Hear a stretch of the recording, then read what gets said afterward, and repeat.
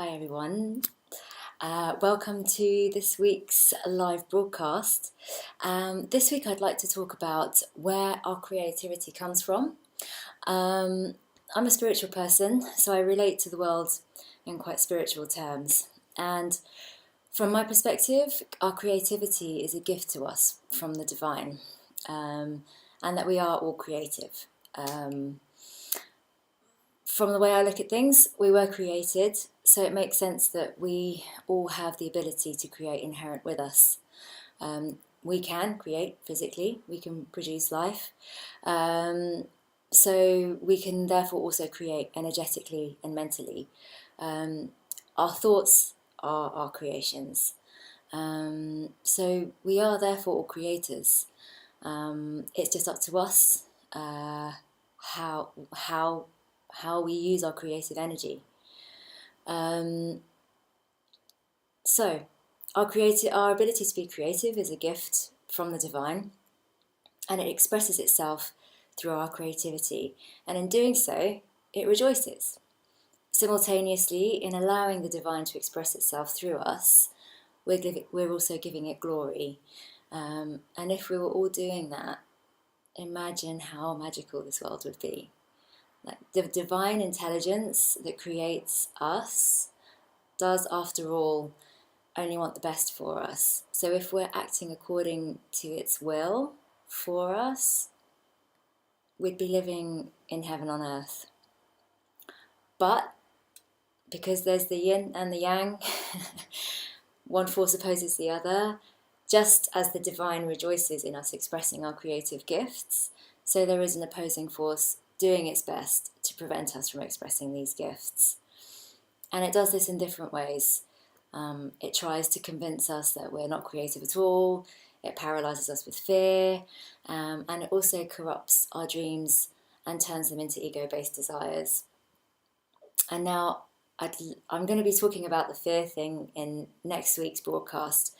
But for this week, I wanted to hone in on mistaking dreams that come from a place of pure passion with desires that come from a place of ego. Now, the former is what we should all be concentrating on manifesting. That's focusing on our passions from a place of pure passion.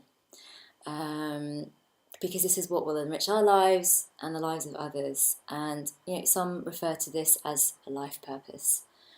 The latter, the desires that come from a place of ego, must be recognized for what they are. They're just a grasping for recognition because we're unable to fully appreciate ourselves. We're not here to manifest fast cars and fat bank accounts. Yes, I appreciate as a creative that we need to make a living and we need to be comfortable. But if we are blessed with great financial abundance through pursuing your dream from a place of pure passion, that's amazing. But we've all got to remember that it's then our duty to be philanthropic with those blessings and to use them to help others. So those of you that have been reading my blog will know a little bit about my own journey with my music and how it used to be a very ego-driven thing. Music has always been my passion. It's always been something that I wanted to do, but through my social conditioning and the influences on me when I was younger, I came at music from a place of wanting to be rich and famous. But I didn't want to work hard for my success. I expected everything and didn't want to work hard for it. And when it didn't come my way, I got really angry and resentful. And I also used to very much follow the path of least resistance. That theory whereby if things seem a struggle, one should interpret it as it wasn't meant to be. And whilst I still agree with that on many levels, when it comes to pursuing your creative passions, there's a dichotomy in that theory, because the fact is we need to work hard to turn our dreams into a reality. And music for me has always been a struggle. A lot of the time it felt like I was dragging a huge boulder up a never-ending hill. And a lot of the time I questioned whether it was in fact what I should be doing, simply because it was such a struggle for me. But the more I persisted, the more confident I became, not just creatively, but also as a human being. I felt more complete, and I felt more of my true essence coming through.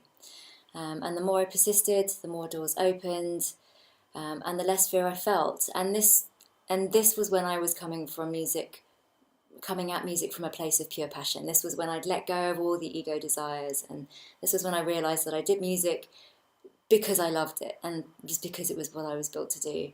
And once I started to pursue music from that perspective, from that trajectory, rather than from a place of ego, I I enabled myself to work hard. I humbled myself, um, and that's when the magic started to happen. Um, not only did I feel more of my true essence coming through, but doors started opening for me, and I felt less fear, not just surrounding my creativity, but generally. And even long-standing health issues started to fade away, and life began to take on an entirely new energy and feel. So if you feel called to do something, but it feels like a struggle to do it, my heartfelt advice to you would be to go ahead and do it. Sacrifice whatever you need to in order to fulfill that desire. Because the fulfillment of that desire will not only heal you on a physical level, but it will also bring you tremendous amounts of happiness that are almost inconceivable. So follow your dreams.